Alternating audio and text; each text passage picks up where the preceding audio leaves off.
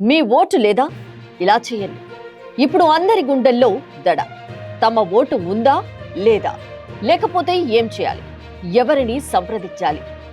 ఎస్ఐఆర్లో ఏమైనా అనుమానాలు వస్తే, ఓటు కనిపించకుండా పోతే ఏం చేయాలి అన్న ఆందోళనతో ఉన్నారు.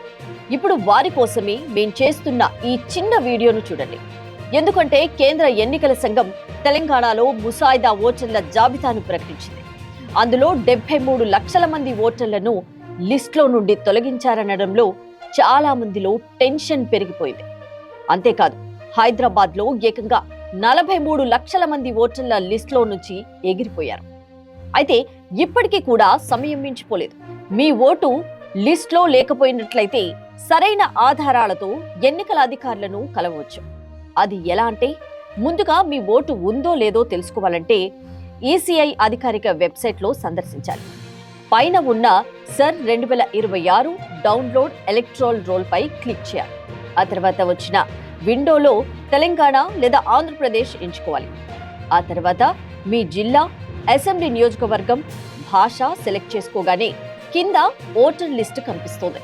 అందులో మీ పార్ట్ నెంబర్, పేరును సెలెక్ట్ చేసి పైన కనిపించే క్యాప్చా కోడ్ను ఎంటర్ చేసి డౌన్లోడ్ పై క్లిక్ చేయాలి.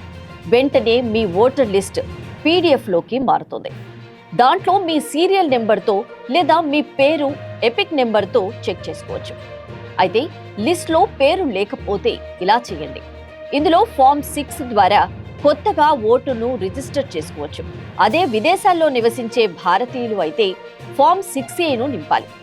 ఇక మరణించిన, బదిలీ అయిన లేదా అనర్హులైన ఓటర్ల పేర్లను తొలగింపు, అభ్యంతరాల కోసం ఫామ్ 7 సమర్పించాల్సి ఉంటుంది.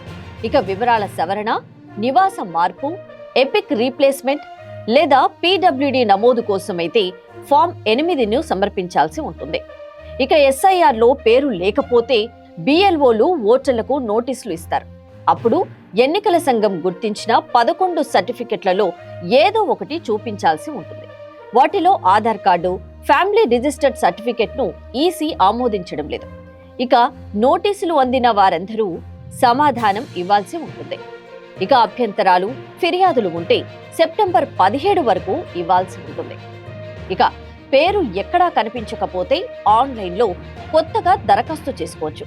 ఇందుకోసం ఈసీఐ ఓటర్ సర్వీస్ పోర్టల్లో ఖాతాలోకి లాగిన్ కావాల్సి ఉంటుంది. ఇక ఖాతా లేకపోతే మొబైల్ నెంబర్తో సైన్ అప్ చేసి కొత్త అకౌంట్ సృష్టించుకోవచ్చు. ఇక మొబైల్ వినియోగదారులు ఓటర్ హెల్ప్ లైన్ యాప్ ద్వారా కూడా ప్రక్రియను పూర్తి చేయవచ్చు.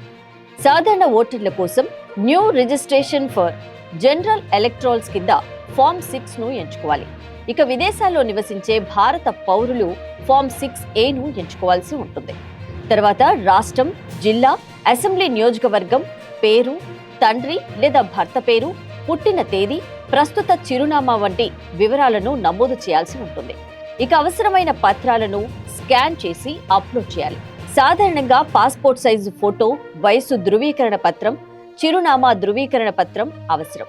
ఇక వయసు ఆధారంగా ఆధార్, పాన్, డ్రైవింగ్ లైసెన్స్ లేదా 10వ తరగతి సర్టిఫికెట్ వంటి పత్రాలను, చిరునామా కోసం Aadhaar, current bill, gas bill లేదా బ్యాంక్ పాస్బుక్ వంటి ఆధారాలను ఉపయోగించవచ్చు. ఇక NRI దరఖాస్తుదారులు భారతీయ పాస్పోర్ట్ కాపీని సమర్పించాల్సి ఉంటుంది. ఇక మరోసారి పరిశీలించిన తర్వాత డిక్లరేషన్ను అంగీకరించి ప్రివ్యూ అండ్ సబ్మిట్ ద్వారా దరఖాస్తు పంపాలి. సమర్పించిన అనంతరం వచ్చే రెఫరెన్స్ ఐడిని భద్రపరచుకోవాలి. దాని ద్వారా BLO వెరిఫికేషన్, దరఖాస్తు ఆమోదం వంటి తదుపరి దశలను ట్రాక్ చేయవచ్చు. ఇక ఆన్లైన్లో దరఖాస్తు చేయడం సాధ్యం కాకపోతే సంబంధిత BLOను సంప్రదించి ఫారం 6 తీసుకోవచ్చు. ఇక పూర్తి చేసిన ఫారంతో ఆధార్, చిరునామా ధృవీకరణ పత్రాల ప్రతులు, ఫోటో జత చేసి అందించాల్సి ఉంటుంది. ఇక ప్రత్యామ్నాయంగా తహసీల్దార్ కార్యాలయం లేదా RDO కార్యాలయంలోని ఎన్నికల విభాగంలోనూ దరఖాస్తు సమర్పించవచ్చు.